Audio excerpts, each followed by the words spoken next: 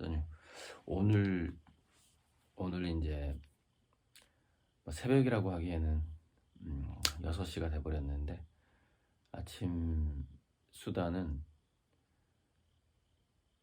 또 이제 뭐 꿈 이야기나 어제 있었던 일 하고, 또 제가 아미고 주요 투자자 아미고 방에 했던 이야기에서 보충 설명, 이게 글로 다 쓸 수 없는 뭐 이런 것도 있거든요. 자, 일단은 꿈 이야기부터 하자면은, 설정은 미래인데, 미래에 전 세계에 메타버스 미술관 프랜차이즈 같은 게 있는 거예요. 그런데 그 메타버스이기 때문에 그 관리자가 전 세계에 한 50곳 정도의 메타버스 미술관이 있는데, 그것을 휴대폰이나 이렇게 패드로 관리를 할 수가 있는 건데, 이제 그 기술자가 설명회를 하는 거예요. 아미고들을 모아놓고 설명회를 하는 거야. 그러니까 앱을 설명해 주는 거야. 이 앱을 들어가면 이렇게 뭐 전환이 되는데, 그렇게 하면은 이 관리를 할 수 있게 된다, 이런 건데, 그 메타버스 미술관이라는 것은 일단 가상의 미술관이긴 한데, 에, 진품을 보관하고 있는 곳은 다 따로 있는 것이고, 그 진품들에 대한 이제 어떤 NFT만 볼 수 있는 거죠. 여기서 볼 수 있는 건데, 그것이 각 그림마다 제가 가치가 이제 매겨지게 되고, 그 그림을 담보로 뭐 코인이나 토큰 같은 것이 발행된다 그랬잖아요. 그러니까 그런 미래 상황이에요. 그 미래 상황을 이제 오늘 꿈을 꿨어요.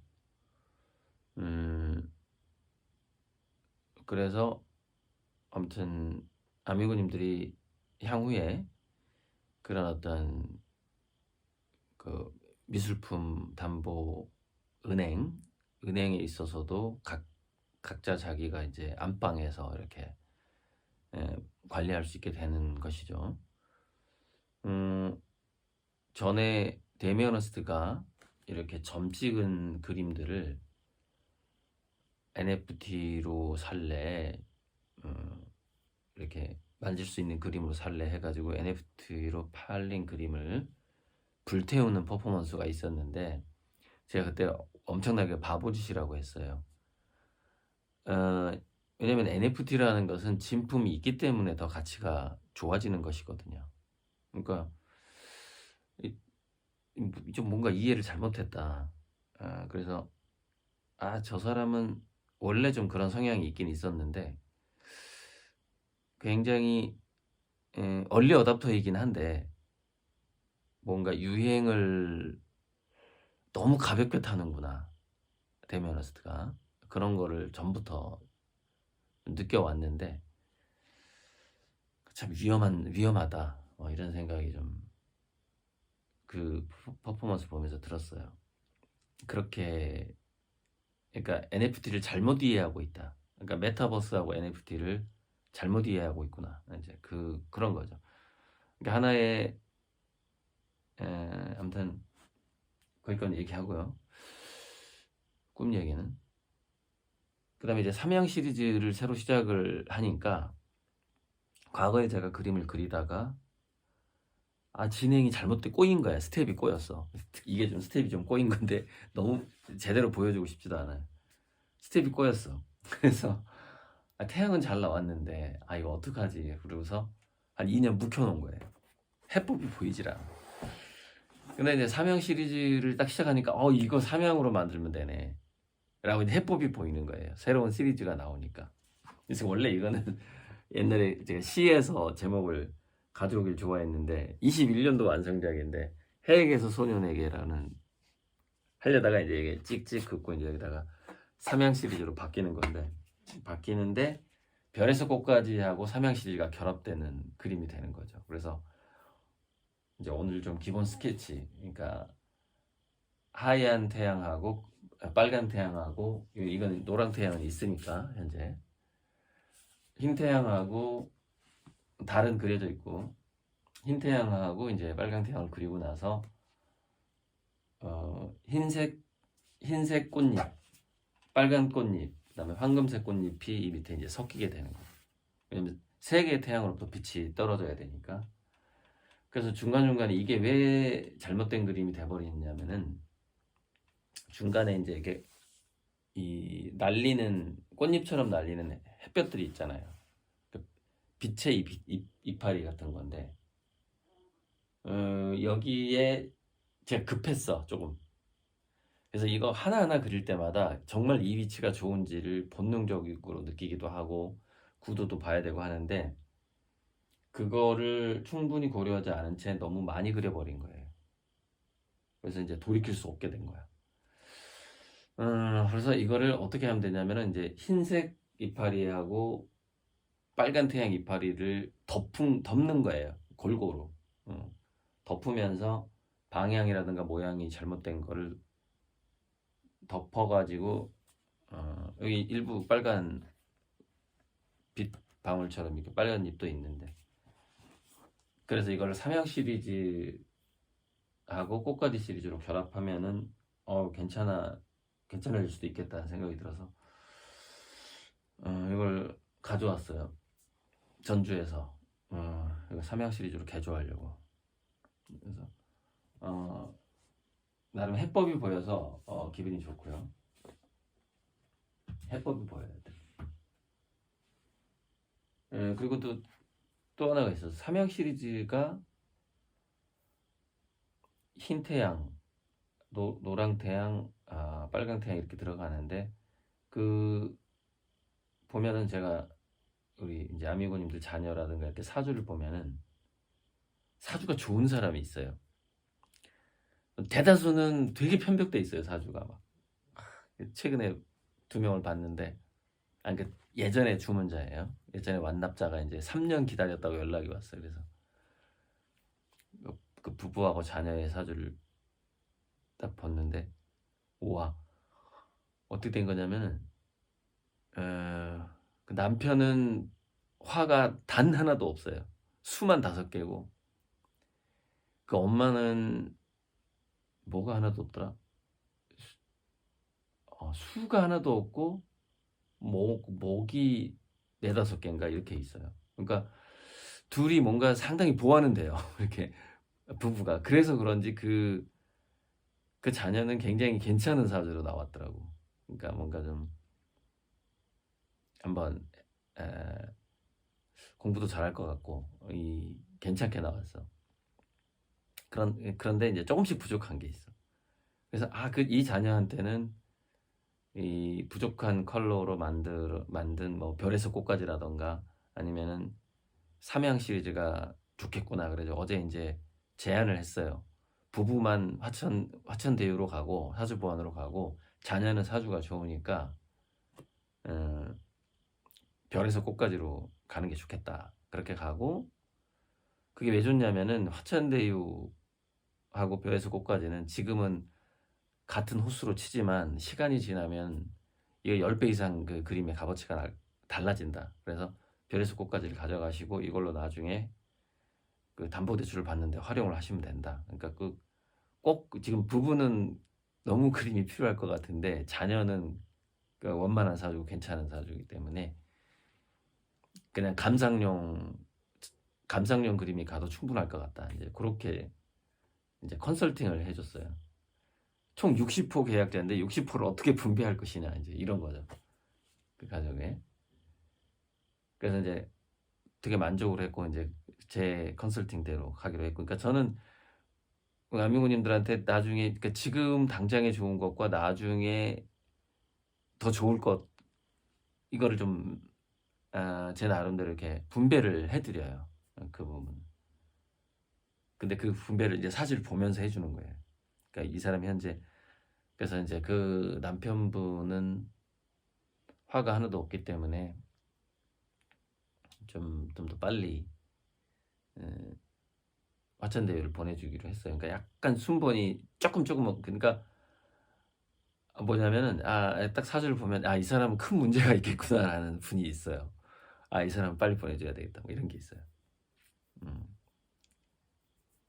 근데 이제 보통 보면 아이 뭐 큰 문제는 없겠네 뭐 이렇게. 그러면 일단 판화를 먼저 좀 보내드리고 그 맞는 판화를 보내드리고 좀 더 대기해도 되겠네 이제 이런 분도 있고. 자, 그게 어제 있었던 일이고요. 이제 우리 아미고 단톡방에다가 이제 제가 대학교 다닐 때 예전에 이거는 나중에 이제 그 일랑 선생님 관련해서 있었던 일들을 어, 좀 올린 게 있는데 여기서 이해가 안 가는 게 있어요. 그래서 그거 좀 설명을 해야 될 것 같고, 음, 그게 이해가 안 가는 게 뭐냐면은 제가 이제 그 철학과 친구랑 나눴던 있는데 예를 들어서 제가 웬만하면 다 나와요 유튜브에. 예를 들어서 평행우주 나와요, 시뮬레이션 우주론 나와요, 그 다음에 게임 이론, 약간 여기서 게임 이론은 여러 가지로 해석될 수 있는데 사다리 타기 같은 게임이라고 생각하면 되는데, 이 우리가 현실을 한번 해석을 할 때. 그런데 여기서 확률적 윤회가설이라는 말이 나와요. 확률적 윤회가설. 그게 뭔지 그거는 그거 설명이 웬만하면 없을 거예요. 그걸 좀 설명을 해드리려고 하는데, 확률적 윤회가설이 뭐냐면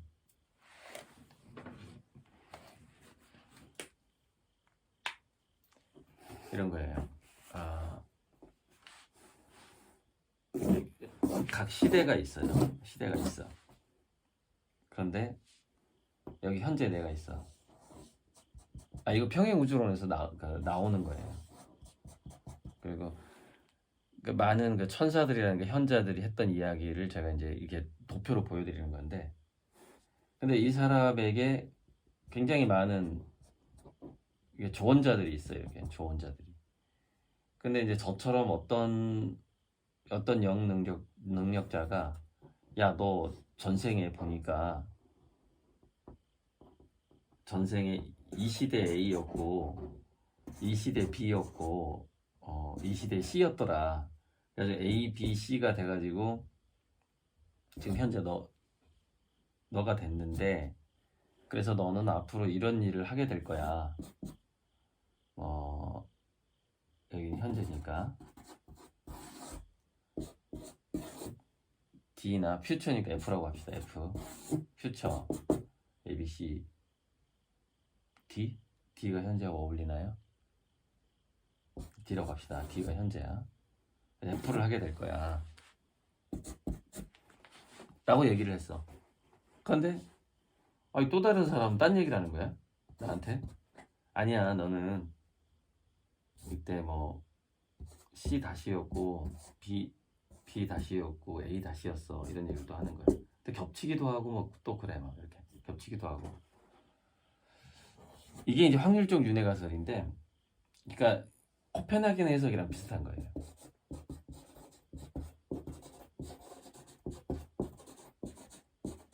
잘 안 보이는구나.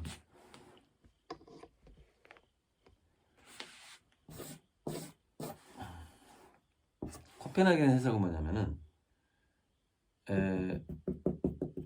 전자가 확률적으로 존재하다가 관찰할 때 특정 위치가 된다. 거기서 확률 붕괴가 나오거든요. 뭐 확률 무슨 함수 붕괴라고 하는 것 같아요. 이게 이제 제가 대학교 때 들었던 말이라서 이게 제 귀에 익숙해가지고 확률 붕괴. 근데 이 확률 붕괴처럼 윤회도 이게 가능한 거예요. 왜냐면 어차피 평행우주니까.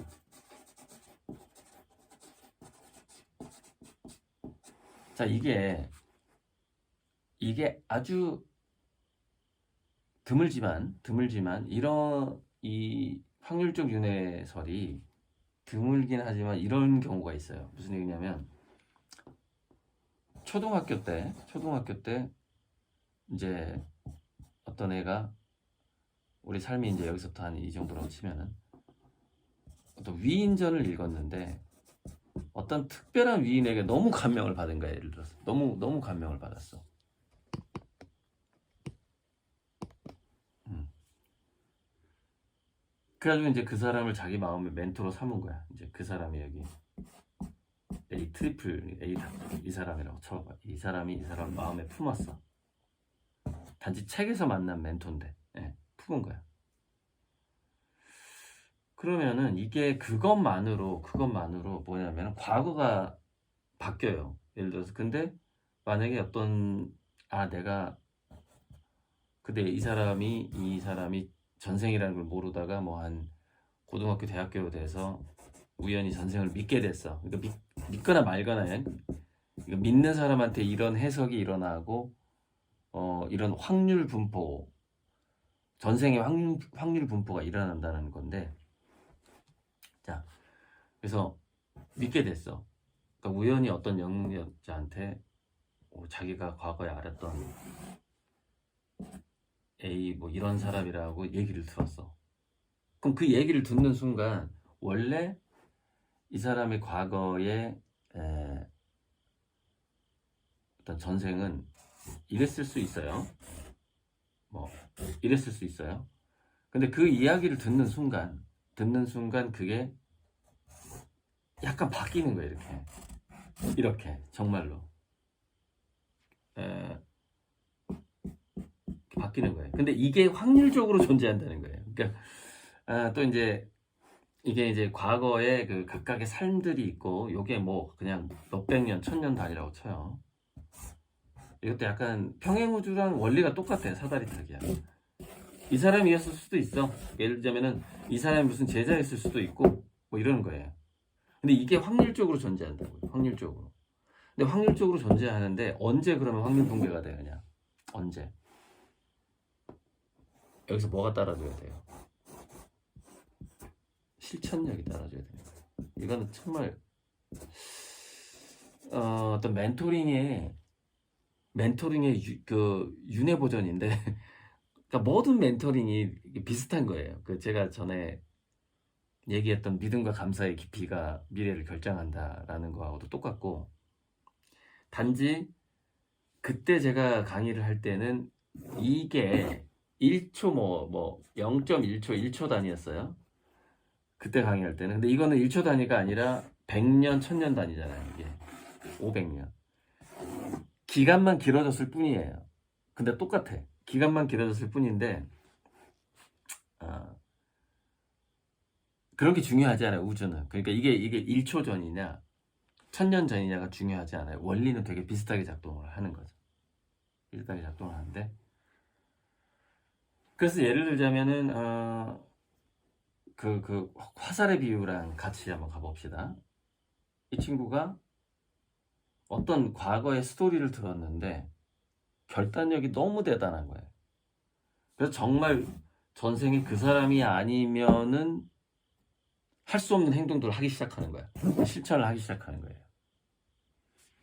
그러면 그 순간 이 확률 붕괴가 정말 이 확률적 윤회에서 그 사람의 영혼하고 연결이 돼버리는 거예요. 정말로. 이거를 두고서 천사들이 뭐라고 불렀냐면 과거가 바뀐다 이렇게 얘기해요.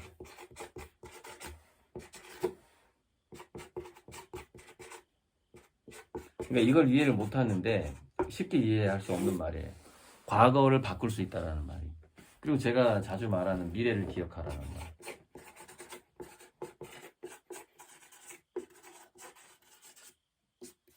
미래를 기억하라는 말이 뭐냐면은 내가 현재는 여기지만 내 미래가 여기야. 이걸 계속해서 기억을 해 그냥. 그러면은 나의 삶의 실천이 이쪽 방향으로 향했을 때 그 순간 이 균형점이 맞아야 될 거 아닙니까? 그게 실천, 그 다음에 뭐 신념 이런 게 강해. 그러니까 예를 들어서 이 사기꾼한테 무슨 얘기를 들었어. 사기꾼한테. 얘 사기꾼이야. 영 능력도 없어. 근데 이 사람이 정말 이 말을 믿어버리는 거야. 그럼 인생이 바뀌어버리는 거예요. 그러니까 그래서 나온 말이 그 예수님이 저 사람의 믿음이 저 사람을 고쳤다. 뭐 이런 얘기가 그래서 나오는 거거든요. 이제 그 얘기인데 아무리 그러니까 주변에서 얘기해 주는 사람이 대단하지 않아도 돼요. 그것은 책이어도 되고 그냥 이렇게 덕담하길 좋아하는 사람이어도 상관은 없어요. 중요한 거는 본인의 실천력과 신념이라는 것이죠. 그래서 이제 이 사람이 이제 이쪽으로 여기를 지향하게 됐어. 삶이 예를 들어 선보성제를 지향하게 됐어. 써뉴를 지향을 하게 됐어. 그러면은 그 순간에 전생의 확률 붕괴가 어떻게 일어나냐면은 아무튼 바뀌어 이렇게 바뀌는 거야. 이게 무수하게 있어요. 무수하게 이 바뀔 수 있는 가능성이 그게 전생의 확률 분포 같은 거예요. 그 코펜하겐 해석으로 생각하시면 돼요. 그리고 그 확률 붕괴는 계속 바뀌는 겁니다. 여기서 가다가 이 사람이 중간에 자기를 신념을 버렸어. 안 믿기 시작했어. 그럼 여기서 이 사람이 이렇게 갈 수 있었는데 이렇게 꺾였어. 그 순간 과거도 꺾이는 거예요. 과거도 변해버리는 거예요. 그때 그 사람을 다시 누군가가 능력자가 다시 이렇게 들여다본다면 과거가 이미 바뀌어 있죠. 과거와 미래는 동시에 바뀌는 거예요. 그게 제가 정말 몇 년 전에 했던 이 화살촉에 비유인 거죠. 이 비유인 거죠. 그래서 이거는 감사와 믿음에 의해서 바뀌기도 하지만 신념과 실천에 의해서도 많이 바뀌고 아무튼 그런 거예요. 그럼 용기 같은 거에 의해서 바뀌는 거죠. 그런 건데 제가 대학교 때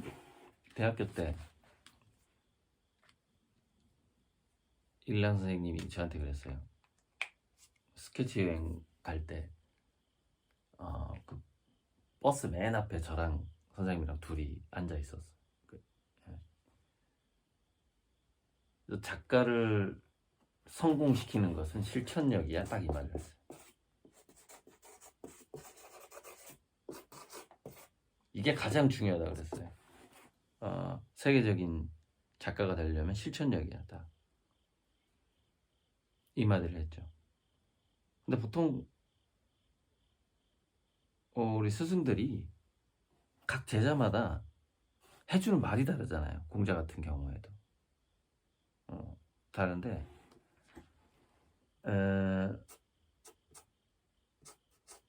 아무튼 뭔가 작품에 대해서 뭐에 대해서 마음을 먹었으면 꼭 그거를 실행을 해봐라라는 이제 그런 식으로 저한테 조언을 해준 건데 이게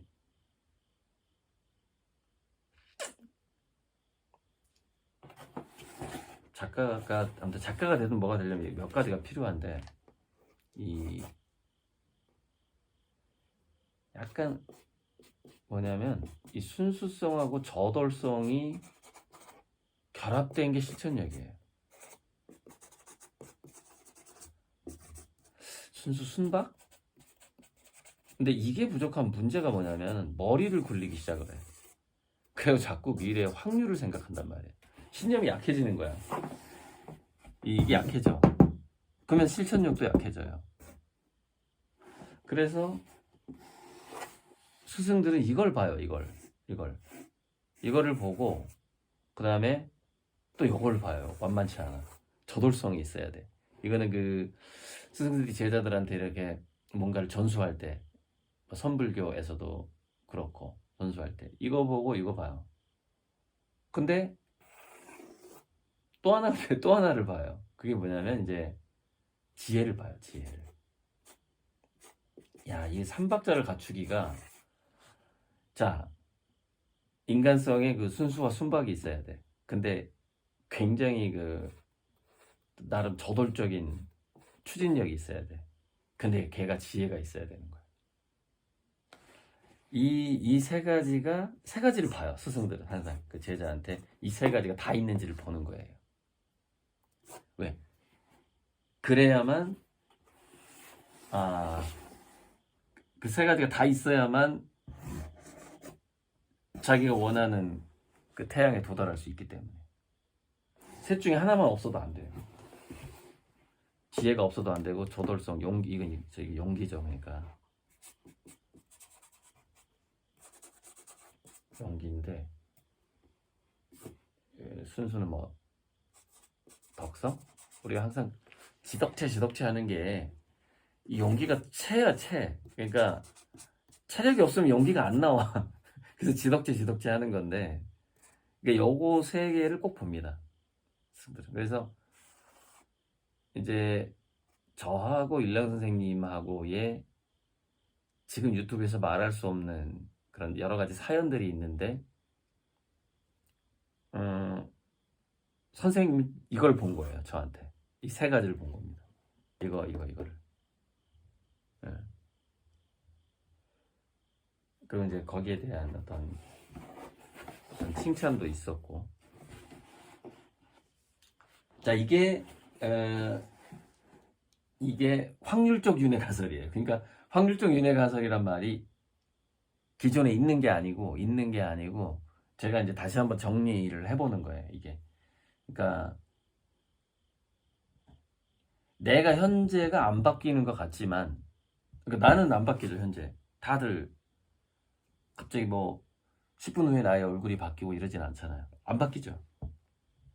그러나 전생 나이는 바뀝니다. 현재 나의 그 마음먹기에 따라서 그거 정해져 있는 운명이 있긴 있죠.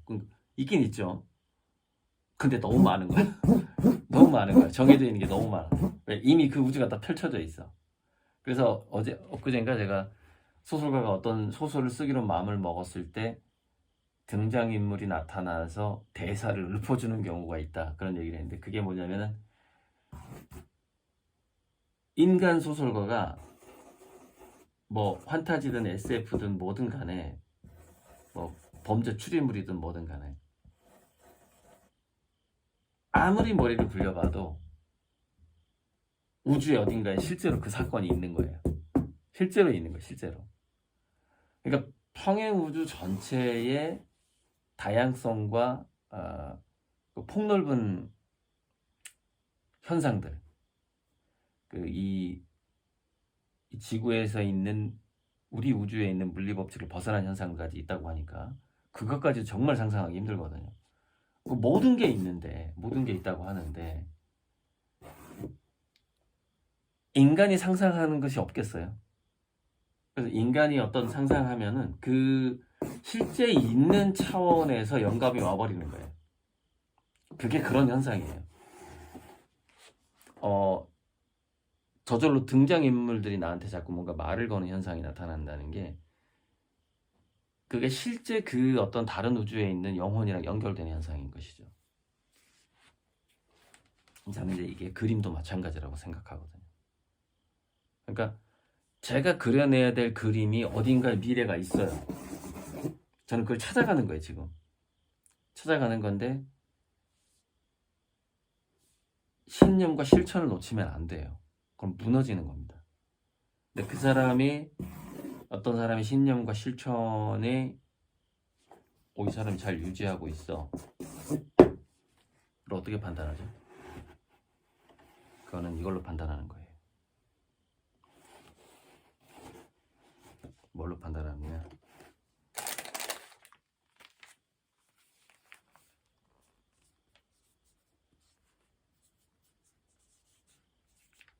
이거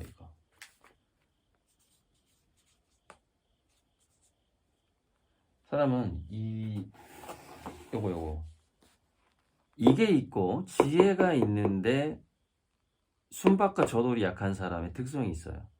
딴 주머니를 꼭 생각을 해요. 근데 생각은 해도 돼. 근데 딴 주머니를 차 꼭. 이게 망치는 거예요. 이게 과거, 현재, 미래를 다 망쳐버려요. 꼭 딴 주머니를 쳐.